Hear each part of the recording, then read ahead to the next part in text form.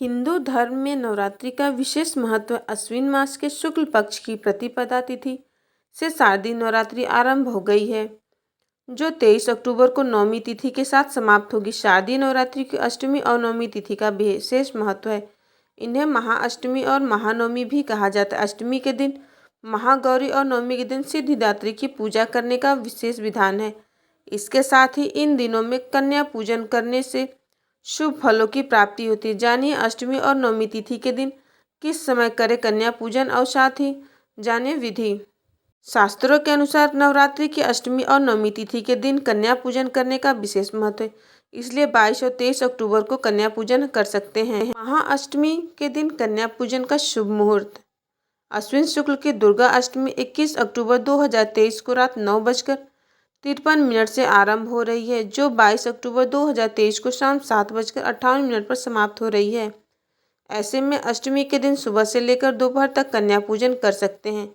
सुबह का मुहूर्त सुबह 7:51 से 10:41 तक, दोपहर का मुहूर्त दोपहर 1:30 से 2:55 तक। महानवमी कन्या पूजन का शुभ मुहूर्त रहेगा। अश्विन शुक्ल की महानवमी तिथि 22 अक्टूबर 2023 को शाम 7:58 से आरंभ हो रही है, जो 23 अक्टूबर 2023 को शाम 5:44 पर समाप्त होगी। सुबह का मुहूर्त सुबह 6:27 से 7:51 तक, दोपहर का मुहूर्त दोपहर 1:30 से 2:55 तक। कन्या पूजन की विधि।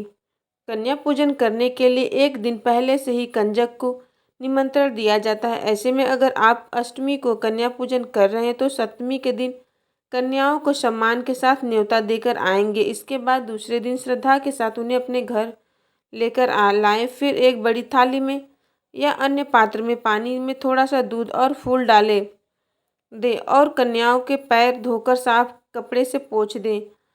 इसके साथ ही उनके पैर छुएं। अब कन्याओं को आसन बिछाकर बिठाएं और माथे पे हल्का घी लगाने के साथ सिंदूर लगाएं। इसके बाद अक्षत लगाएं और फूल अर्पित करने के साथ चुनरी पहनाएं। इसके बाद उन्हें भोजन परोसें।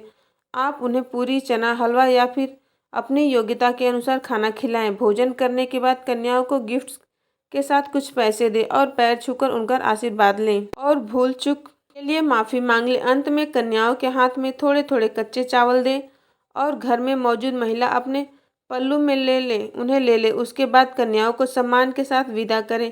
कन्याओं को विदा करने के बाद चावल और पैर धोए हुए पानी को पूरे घर में छिड़क दें। कन्या पूजन का नियम। कन्या पूजन के लिए सबसे अच्छा दिन नवमी और अष्टमी माना जाता है। कन्या पूजन के लिए 2 से 10 साल की लड़कियों को बुलाना शुभ होता है। कन्याओं के साथ एक छोटे लड़के को अवश्य बुलाएं, जिन्हें लंगूर कहा जाता है। कन्याओं को भोजन कराने से पहले माँ दुर्गा को भोग अवश्य लगाएं। भोजन सात्विक बनाएं, इसमें लहसुन प्याज का इस्तेमाल बिल्कुल भी ना करें। कन्याओं को सम्मान के साथ भोजन कराकर विदा करें, कभी भी उन्हें अपशब्द ना कहें। सो फ्रेंड्स, आज की ये जानकारी कैसी लगी आप हमें कमेंट बॉक्स में ज़रूर कमेंट करके बताइएगा। वीडियो अच्छी लगी हो तो प्लीज़ लाइक, सब्सक्राइब और शेयर कर दें।